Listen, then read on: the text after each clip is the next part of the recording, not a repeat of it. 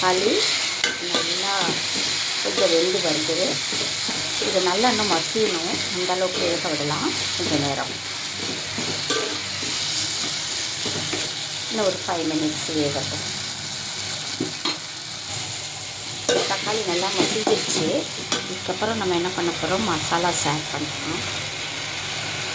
இதில் வந்து 2 ஸ்பூன் மிளகாய் தூள், 1 ஸ்பூன் தனி மிளகாய், அப்புறம் மஞ்சள் தூள், இது வந்து சீரகத்தூள் ஒரு ஸ்பூன் கிட்டே எடுத்துருக்கேன். ஸோ இது எல்லாத்தையும் இதில் போட்டுடலாம்.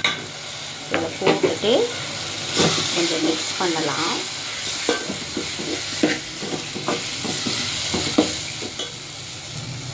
இதில் கொஞ்சமாக தண்ணி விடலாம், இல்லைன்னா அடி பிடிச்சிடும்.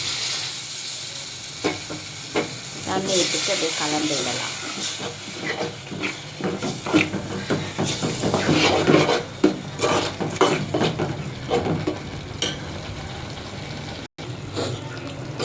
இப்போ இந்த கலவையோடு நம்ம என்ன பண்ண போகிறோம், புளி தண்ணி சேர்க்க போகிறோம். தேவையான அளவுக்கு, உங்களுக்கு எவ்வளோ குழம்பு வேணுமோ அந்த அளவுக்கு புளி தண்ணி சேர்த்துட்டு தேவையான அளவுக்கு உப்பு போட்டுக்கோங்க. ஏற்கனவே உப்பு கொஞ்சம் போட்டிருக்கேன். போட்டுட்டு இன்னும் எவ்வளோ தண்ணி வேணுனாலும் சேர்த்துக்கோங்க, இல்லை இதுவே போதுனாலும் அப்படியே கொதிக்க விடலாம். கொஞ்ச நேரம் மூடி போட்டு கொதிக்க விடலாம். இப்போ நம்ம ஓப்பன் பண்ணி பார்க்கலாம். நல்லா கொதித்து வருது.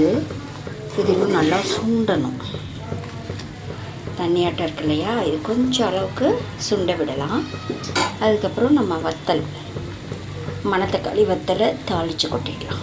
கொஞ்சம் நேரம் நல்லா சுண்டட்டும், மூடி போடலாம். இப்போ நம்ம ஓப்பன் பண்ணி பார்க்கலாம். நல்லா சலசலன்னு கொதிக்குது. இதில் ஒரு சிலர் தேங்காய் ஊற்றுவாங்க. நான் இன்றைக்கி தேங்காயும் ஊற்றலை. இன்னொன்று வந்து இது ரொம்ப கெட்டியாக பண்ணுவாங்க. நான் வந்து கொஞ்சம் தண்ணியாக தான் பண்ணுறேன், ஊற்றி சாப்பிட்ற மாதிரி. ஏன்னா இது கெட்டியாக இருந்தால் தான் ரொம்ப நாள் வரும். இன்றைக்கி எனக்கு கொஞ்சம் தண்ணியாக இருக்கணும்னு தோணுது, அதனால் நான் தண்ணியாக வைக்கிறேன். கொதித்தது போதும்னு நினைக்கிறேன். இல்லைனா இன்னும் ஒரு 5 minutes கொதிக்க வச்சுட்டு நம்ம வந்து தாளித்து விட்டுடலாம்.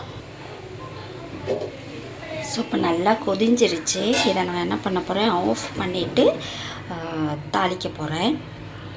இங்கே வந்து தாளிப்பு கரண்டி வச்சுருக்கோம். இதில் எண்ணெய் ஊற்றலாம். தேவையான அளவுக்கு எண்ணெய் விட்டுக்கலாம்.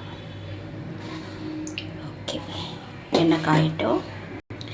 இதுக்கிடையில் குழம்புல நான் கொஞ்சமாக வெல்லம் போட்டுக்கிறேன். அது சூட்டிலே கரைஞ்சிடும். இப்போ வத்தல் போட்டு நம்ம வந்து பொரிய விடுறோம். நல்லா பொரிஞ்சோன்னா குழம்புல கொட்டிடலாம். ஸோ இப்போ நல்லா கொதிஞ்சிட்டு இதை அப்படியே இங்கே கொண்டு வந்து